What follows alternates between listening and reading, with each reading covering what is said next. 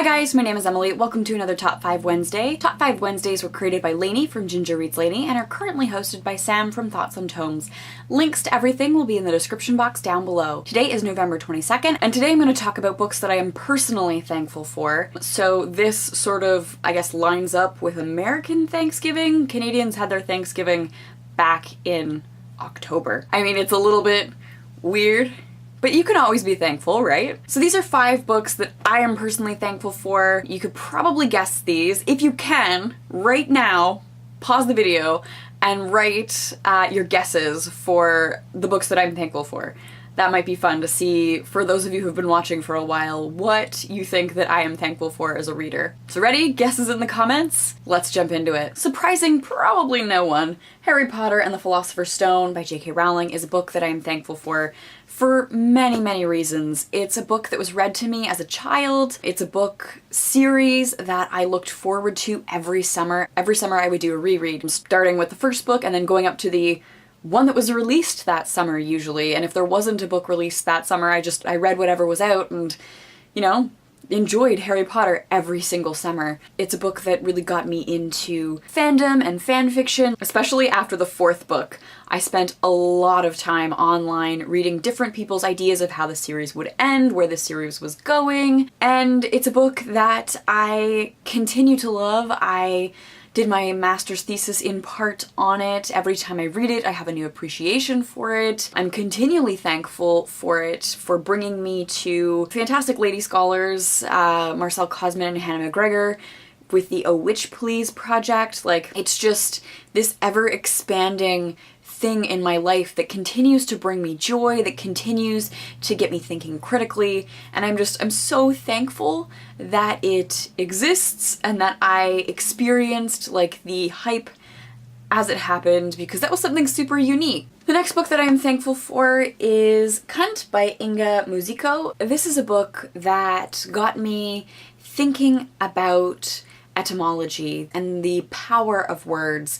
So Musico looks at various attempts to reclaim the word cunt and how it's a powerful word. Reading that, I'm thankful for the experience because I don't think before I read cunt, I really thought about the power of language in the same way that I do now.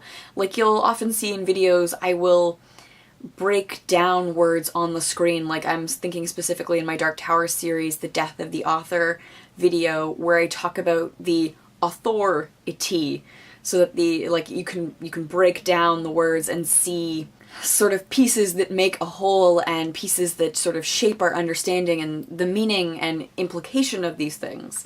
And I'd never thought about language quite like that until I read Cait, and it's something that I continue to think about, and the sort of meanings and implications, because I'm thinking about language having power. I do try and be cognizant of the words that I use. So very thankful to that book for getting me to sort of think differently about language and the power of words. The next book I have here is a bind-up of Alana the First Adventure and In the Hand of the Goddess by Tamora Pierce. These are 2 books that I read over and over and over again as a child, and I honestly feel like these books made me the feminist that I am today. They got me thinking about gender and women's roles and subversion, and really they got me into the fantasy genre as a whole. Again, I did part of my master's thesis on one of Tamora Pierce's works. I'm thankful for that experience as well, being able to engage in this really rich, and now that I'm thinking about it and reading these books again as an adult, a really rich and political world. Like, it's a fantasy space that is super, super interesting, and I'm thankful that I experienced these texts as a child, and that these texts were in my life as a child, and that I continue to grow as a reader with these stories, and yeah, they make me happy, and they make me think, so that's good, right? The next book I am thankful for is Weird Things Customers Say in Bookshops by Jen Campbell.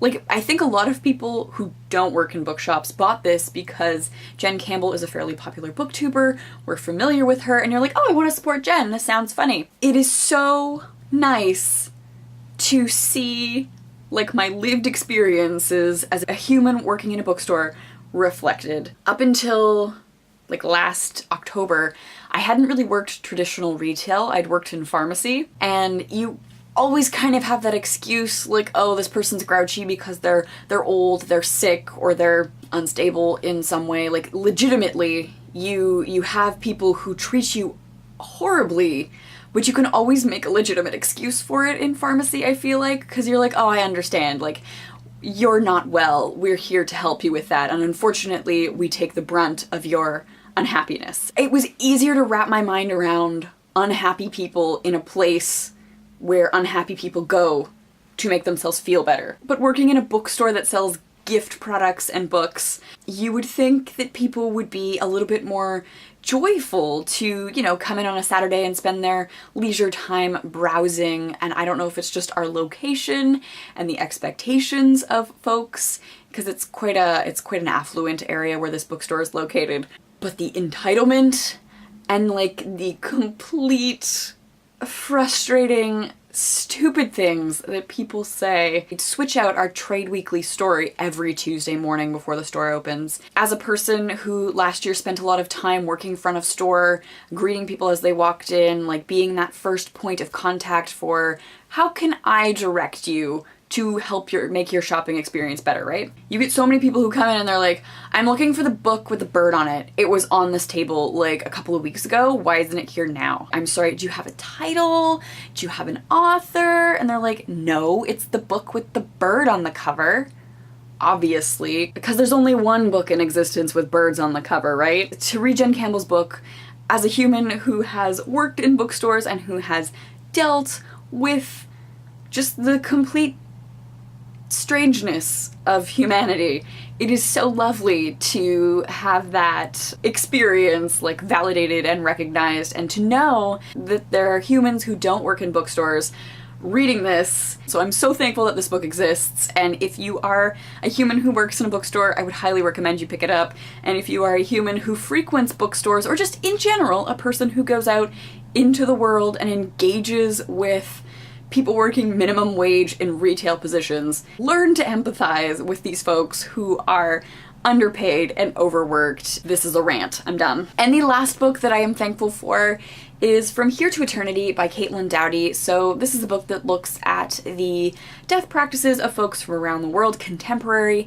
death practices. So I had a bit of a big birthday this year, and one of my friends described me as probably more than a quarter dead. For some reason that sat with me all year, the idea that I was probably more than a quarter dead. Thinking about being more than a quarter dead and like what I wanted to achieve and what I haven't achieved sort of just weighed on me and made me like really unhappy. And reading this book, thinking about death practices and the idea that we're all future corpses. Like I could walk out in the street, I could walk out on the sidewalk and get hit by a car, and you know, I was like 99.9% dead, but I didn't know it. Thinking about death and becoming comfortable with the idea that I am an organism that will die. I am a future corpse, and I will return to the earth, and like, you know, the whole circle of life, Lion King jazz. Like reading her books and thinking about death practices and thinking about what I would like to do with my corpse should I pass away. All of that was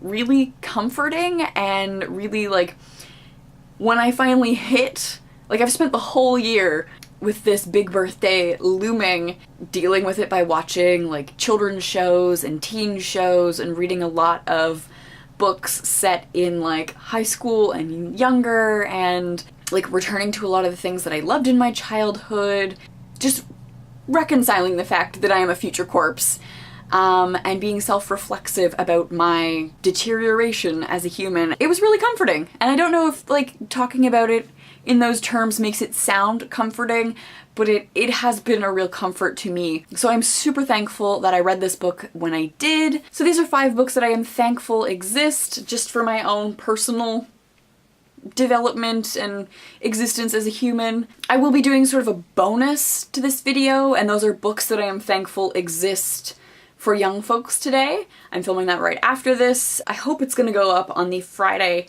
after this Wednesday. So keep an eye out for that. Let me know in the comments down below your thoughts. Did you guess correctly any of these books? And let me know what is a book that you are thankful that you have read. Thank you so much for watching, and I will see you soon. Bye!